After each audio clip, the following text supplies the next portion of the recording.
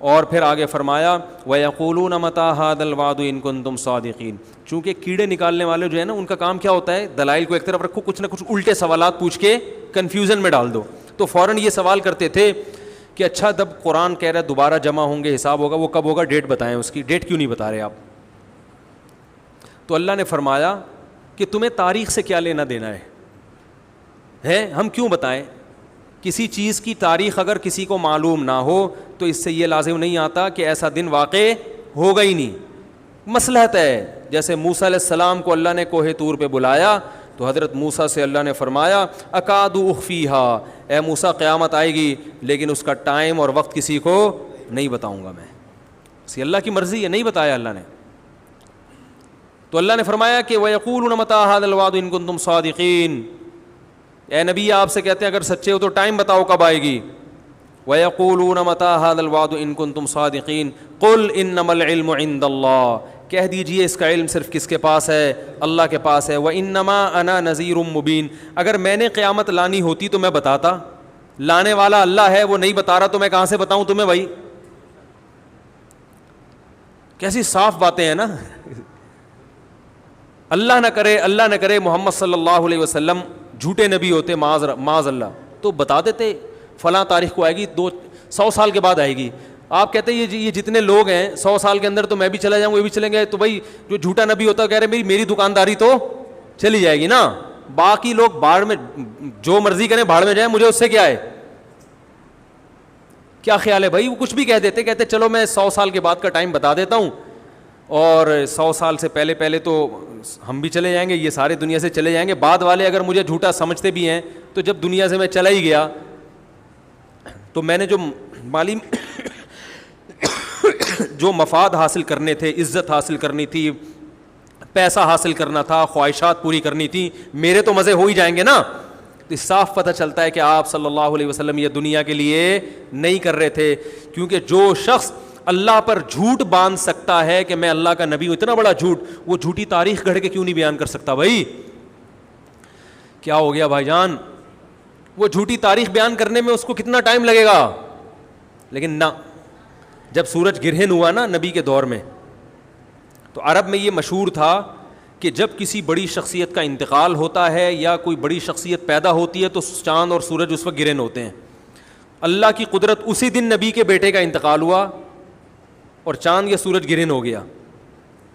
تو صحابہ نے پوچھا یا رسول اللہ آپ کے بیٹے کا انتقال ہوا اس لیے چاند گرہن ہوا. آپ نے فرمایا نا نا نا نا, سورج اور چاند اللہ کی آیتوں میں سے آیات, یہ کسی کے جینے اور مرنے سے اس کا تعلق نہیں ہے. کوئی جھوٹا نبی ہوتا تو فوراً کیا کہتا, ہاں دیکھو میں بڑا آدمی ہوں اور بڑی شخصیت کے بیٹے کا انتقال ہوا ہے, یہ سورج گرہن اسی کی علامت ہے, آدھے عرب اور مسلمان ہو جاتے ہیں. جھوٹا نبی ہونا کہ فوراً ان چیزوں کو کیش کرائے گا. ہمارے نبی صلی اللہ علیہ وسلم نے کہہ دیا کہ سورج اور چاند کے گرہن ہونے کا کسی کی زندگی اور موت سے تعلق نہیں, اللہ کی نشانی ہے. تو میرے بھائی اسی طرح ہمارے نبی نے کہہ دیا مجھے قیامت کی تاریخ معلوم نہیں ہے, مجھے نہیں پتا. انما العلم عند اللہ, کہہ دیجئے علم صرف اللہ کے پاس ہے. وانما انا نذیر مبین, میری حیثیت کیا ہے, میں تو صرف ڈرانے کے لیے آیا ہوں. میں بتا رہا ہوں کہ اللہ نے تمہیں یہ جو نعمتیں دی ہیں ان کے بارے میں اللہ تم سے سوال پوچھے گا, مر کے مٹی ہو کے ختم نہیں ہوگے.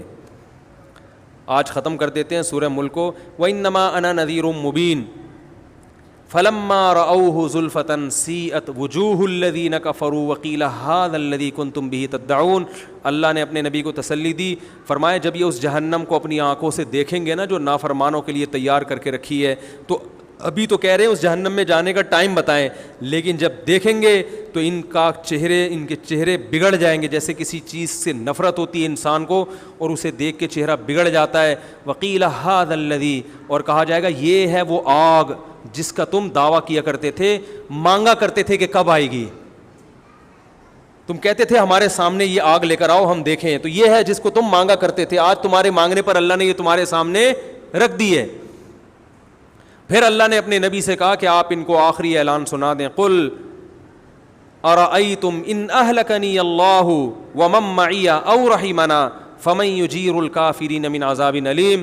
بتاؤ جہنم کب آئے گی، یہ تاریخوں میں پڑھنا، یا جہنم کب آئے گی، جنت کب آئے گی، قیامت کب آئے گی، اس کی تاریخیں تو مجھے معلوم نہیں ہے. لیکن ایک سوال میں تم سے پوچھتا ہوں کہ بالفرض اگر میں غلط ہوں، اگر میں دعوت میں غلط ہوں، اور جو اس کائنات کو پیدا کرنے والا ہے وہ مجھے بھی ہلاک کر دے اور میرے ساتھ جو ایمان والے لائے ہیں ان کو بھی ہلاک کر دے، تو کیا وہ تم کو چھوڑ دے گا؟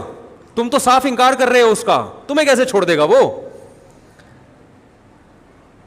اگر میں دنیا میں ہلاک ہو بھی گیا، تمہارے قتل کرنے سے ہلاک ہو گیا، تمہارے نقصان پہنچانے سے چلا گیا، اپنی مشن میں بالفرض ناکام ہو گیا، تو تم مجھے یہ بتاؤ کہ جو رب مجھے ہلاک کر سکتا ہے وہ اپنے انکار کرنے والوں کو جو سرے سے اس کو مانتے ہی نہیں ہیں، نہ اس کے قانون کو فالو کرتے ہیں، ان کو اس اللہ کے عذاب سے کون بچائے گا؟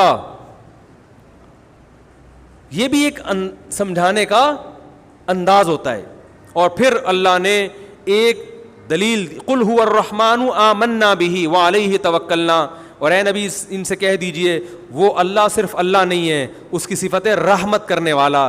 تو جب وہ بغیر مستحق ہونے کے اتنی رحمت کرتا ہے، ہم اگر ان حالات میں اس کے دین پر قائم رہیں گے اور اس کے دین کی تبلیغ کرتے رہیں گے اور تمہاری ان بیہودہ سوالات کی پرواہ نہیں کریں گے تو، اور اس پر ہم ایمان بھی لائے ہیں، تو ہمیں اس رب سے بڑی امیدیں ہیں. قل هو الرحمن آمنا به وعلیہ توکلنا، اور اسی پر اعتماد کر کے ہم اسلام کو فالو کر رہے ہیں. تو ہمیں تو اپنے مشن کے صحیح ہونے پر اطمینان بھی ہے، اور جیسے بھی حالات ہمارے سامنے آ جائیں ہمیں اس پر بھی اطمینان ہے کہ وہ ہمارے حق میں بہتر ہی ہوں گے، چاہے وہ ظاہری لحاظ سے نقصان دہ کیوں نہ ہو. قل هو الرحمن آمنا به وعلیہ توکلنا فستعلمون من هو فی ضلال مبین، تمہیں عنقریب پتہ چل جائے گا کھلی ہوئی گمراہی میں کون پڑا ہوا تھا. اور پھر اللہ نے آخری آیت جو سورہ ملک کی نازل کی، اس میں اللہ نے اپنی ایک اور قدرت کو بیان کیا کہ سورت کو ختم ہوتے ہوتے ایک اور میں اپنی نشانی بیان کر دوں ان لوگوں کے لیے جو اللہ کو نہیں مانتے، یا اللہ کو مانتے ہیں مگر اس کی نہیں مانتے، یا اللہ کے ساتھ شریک کرتے ہیں. سورہ ملک میں بڑی نشانیاں بیان کی نا، آسمان کے ستاروں کا بھی تذکرہ کیا، ہواؤں میں اڑتے ہوئے پرندوں کا بھی تذکرہ کیا، زمین کے مسخر ہونے کا بھی تذکرہ کیا، بہت ساری نشانیاں بیان کی. سورت کا جو اختتام ہے ایک نشانی پر، قل ارأیتم ان اصبح ماؤکم غورا.